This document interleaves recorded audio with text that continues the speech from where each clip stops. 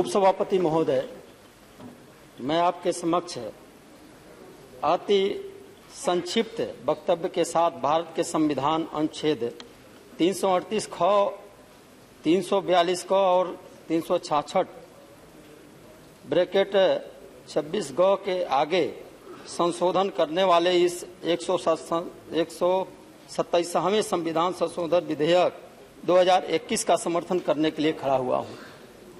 महोदय, मैं नया सदस्य हूं, लेकिन आपके बीच में मैं बहुत देर से सुन रहा था।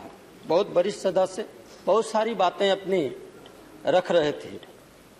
महोदय, मैं कहना चाहता हूं, मैं ऐसे प्रधानमंत्री जिन्होंने पूरे देश में, अपने देश में ही नहीं बल्कि समूचे विश्व में जिनकी ख्याति हो, ऐसे प्रधानमंत्री का हम समर्थन करते हैं जिन्होंने पहली बार पिछड़ों के बारे में कुछ अच्छा सोचने का काम किया है। महोदय, आज सर्वप्रथम मैं अपनी सरकार की तरफ से अपने इस समन्वय राष्ट्रीय नेता आदरणीय नरेंद्र मोदी जी का हृदय से आभार प्रकट मैं करता हूं। महोदय, मैं ये कहना चाह रहा हूं कि आपने यहां पर पिछड़े वर्ग के अधिकार को तमाम ऐसे लोग, वरिष्ठ सदस्यों ने जो बातें यहां कही है, उसमें मैं आपका ध्यान आकृष्ट कराना चाहता हूं कि मैंने देखा है महोदय, अपने सामने उन पिछड़ों हर समुदाय का अपना अधिकार मांगने का हक होता है। ये संवैधानिक व्यवस्था है।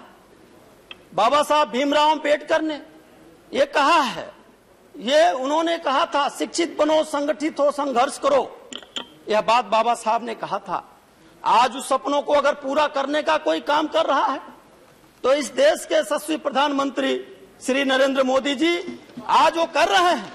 आज पिछड़ों के लिए आज देख लीजिए महोदय, कितने लोग जो है वंचित रह गए। आज नीट की व्यवस्था, नीट परीक्षा में, आज नवोदय विद्यालय में, ऐसे सरकारी संस्थानों में, तमाम जगहों पर जो 27% का आरक्षण दे करके इस समुदाय को, इस पिछड़े वर्ग को आगे बढ़ाने का एक कदम रखा है। एक बहुत स्वर्णिम कदम है महोदय। आने वाला भविष्य बहुत उज्जवल होगा। आज मैं ये कहना चाहता हूं महोदय, आज दूसरी सरकारों ने अगर अपनी बात कहने का अधिकार नहीं दी, मैं आपको कहना चाहता हूं महोदय, 2015 में एक पिछड़े वर्ग का समुदाय अपना हक हुकुम, अपना हिस्सा मांगने के लिए, अपनी बात रखने के लिए आंदोलन कर रहा था। लेकिन आज वरिष्ठ सदस्य यहाँ पर नहीं है। उनकी सरकार में आपको गोरखपुर के कसरौल कांड की मैं बात बता दूं, वहां पर जब अपना हक हुकुम मांग रहे थे लोग, तो सरकार उनकी बात सुनने के बजाय उनके ऊपर गोलियां बरसा रही थी। लेकिन आज अपने श्री नरेंद्र मोदी जी ने आज उस समुदाय को आगे बढ़ाने के लिए तमाम तरह के उनके लिए आज रेड़ी पटरी खोंचा ठेला, ऐसे लोगों को जो माली हालत जिनकी बहुत खराब होती है, उनके ऊपर अगर निगाह किसी ने डाला, उनके लिए व्यवस्था करने का कोई काम कर रहा है, तो आज नरेंद्र मोदी की सरकार आगे बढ़ करके कर रही है। मैं ये कहना चाहता हूं, आज मैं जिस समुदाय से आता हूं मान्यवर, आज तक किसी ने उस समुदाय के ऊपर उस तरह से निगाह नहीं डाला। लेकिन आज श्री नरेंद्र मोदी जी ने जिस प्रकार से मत्स्य संपदा योजना ला करके उनको आगे बढ़ाने के लिए तमाम इस तरह की उपाय कर रही है। आज पिछड़े वर्ग के, आज मैं बताऊं मान्यवर, आज वहां पर लोग जो है वहां लाठियां खाए, उनके ऊपर उनके कई लोगों को, जो लोग 2015 में वहां कसरौल में जो लोग वहां पर अपनी हक हुकुम मांग रहे थे, अपनी बात सरकार तक पहुंचा रहे थे, उनको लोग सुनने के बजाय उनको वहां जो गलती नहीं किए थे उनके ऊपर भी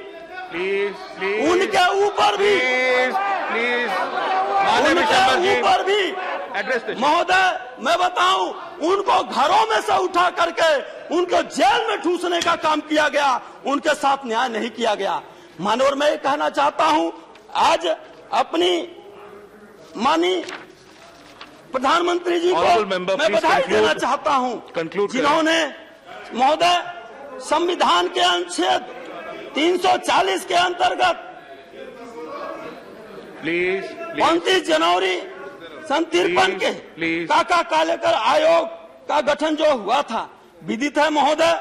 हम आयोग के यह अपेक्षा की गई थी कि हमारे संविधान निर्माताओं ने जिन अद्भुत भारत के निर्माण का सपना देखा था, वह महोदय आयोग की रिपोर्ट के लागू हो जाने से उस सपने को पूरे होने की दिशा में एक कदम आगे बढ़ेगा। इस आयोग ने 30 मार्च 1955 को अपना प्रतिवेदन सौंपा था। इस रिपोर्ट में 2399 जातियों को पिछड़ा वर्ग के अंतर्गत रखा गया था। सदस्य कंक्लूड करें।